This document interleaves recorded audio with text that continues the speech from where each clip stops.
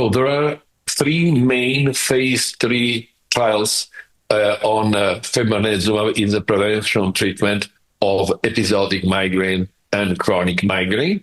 There is the HALO-AM and HALO-CM trials, which have been carried out respectively in patients affected by episodic migraine and by chronic migraine with at most one prior therapeutic failures.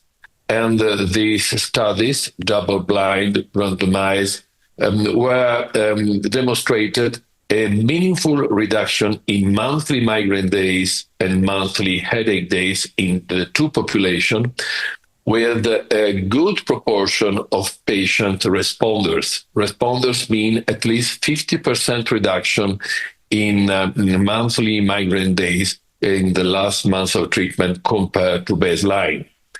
The patient reducing monthly headache days demonstrated also a significant improve in quality of life, a significant decrease in the number of days using analgesics, and also a decrease in disability related to migraine as measured by MIDAS and HIT6.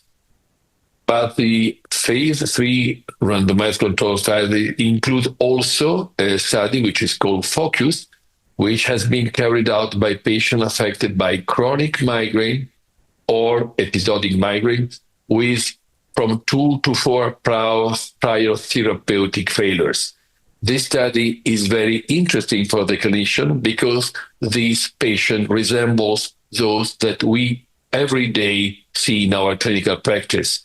And indeed, also in the studies, the results were highly statistically significant for both the primary endpoint and the secondary endpoint.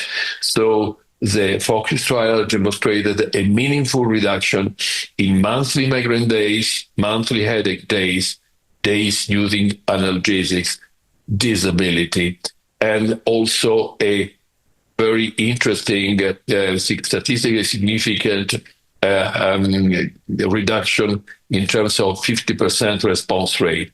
But what the three trials have demonstrated is that there is also a proportion of patients who have a super response. What does super response mean? Means a reduction by at least 75% of migraine frequency compared to baseline. And there is also a small but not negligible proportion of patients who are absolute responders, who show a 100% improvement in migraine frequency compared to baseline. And lastly, but it's very, very important, the tolerability was very, very good. No safety issue emerged. So the efficacy tolerability ratio was indeed very good. And this accounts for the high adherence of the patient to these treatments.